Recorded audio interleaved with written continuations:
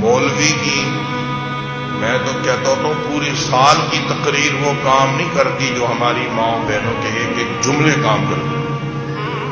وقت نہیں ہے، میں چھوٹا سا ایک جملہ سنا کر بات آگے بڑھاتا ہوں. میں ایک مسجد میں تھا تو میرے ایک دوست نماز کبھی کبھی تھے نمازی، مسجد میں کبھی کبھی آتے، بس جمعے میں آ گئے، عیدین میں آ گئے.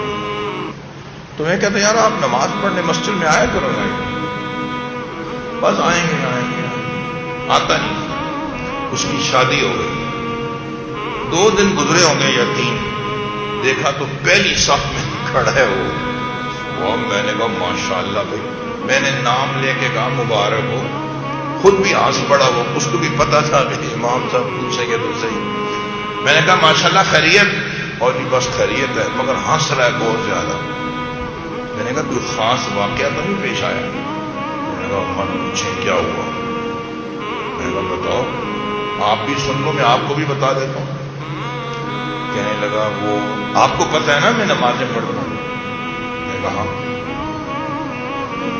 تو میں نے آج صبح نا فجر کے ٹائم میں اٹھا اور میں نے وضو کیا، بیوی کو میں نے بولا جہاں نماز دے دو، اس کو بھی پتہ چلے کہ میں نمازیں پڑھتا ہوں، جہاں نماز دو مجھے نماز پڑھنی.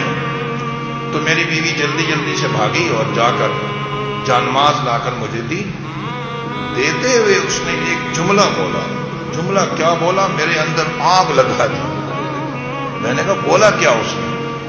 وہ کہنے لگی کہ میں نے یہ سنا ہے، توجہ کرنا میں آپ سے کہہ رہا ہوں، میں نے یہ سنا ہے کہ گھروں کے اندر نماز پڑھنے کا حکم عورتوں کو ہے. گھروں میں نماز کون پڑھتے ہیں؟ عورتیں. اور جنہیں اللہ نے مرد بنایا ہے وہ نماز پڑھتے ہیں مسجد میں. ہمارے محلے میں مسجد کوئی نہیں ہے کہ ابھی اذان کی آواز تو آ رہی تھی، ادھر تو مجھے پڑھنے کا حکم ہے، آپ یہاں پڑھ رہے. باتوں باتوں میں نا امام صاحب اس نے مجھے عورت ہی بول دیا کہ ادھر نماز پڑھتے ہو. بس میں نے طے کیا آئندہ نماز پڑھنی ہوئی تو مسجد میں پڑھوں گا، اب آپ کو نظر آؤں گا. میں نے کہا اللہ جزائے خیر دے ہماری اس بہن کو جس نے ایک ہی جملے کے اندر شوہر کو مسجد میں لا کر کھڑا کر دیا. وہ کام کر دیا جو ہماری سال بھر کی تقریریں نہ کر سکی. وہ ایک جملے میں سیدھا مسجد. صرف یہ نہیں کہ آج آیا ہے، مجھے کہنا آئندہ بھی آؤں گا، آئندہ بھی. اس لیے میں اپنی ماؤں بہنوں کی خدمت میں مقرر عرض کر رہا ہوں، ہماری مائیں بہنیں کسی بات پہ اڑ جائیں نا، ماشاءاللہ سفید ریش بزرگ، میں ان کو ملنے جا رہا تھا، وہ دروازے میں کھڑے تھے. میں نے کہا یہ مسکین بن کر کیوں کھڑا ہے بھائی؟ میں نے کہا خیریت تو ہے؟ اور امام صاحب اندر والدہ کو کسی چھوٹے بھائی نے شکایت لگا دی کہ میں نے آج ظہر کی نماز نہیں پڑھی.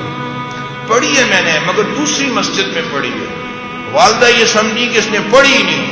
اس نے کہا ظہر کہاں پڑھی ہے؟ جب تک اس کا جواب نہیں آئے گا گھر میں آنے کی اجازت نہیں ہے. سفید ریش بیٹے کو گیٹ پہ کھڑا کیا. ایسی زندہ دل مائیں موجود ہیں. آج بھی ایسی مائیں ہیں جو عشاء کے بعد ایک اعلان کرتی ہیں سب سورہ ملک پڑھو پھر سو جانا.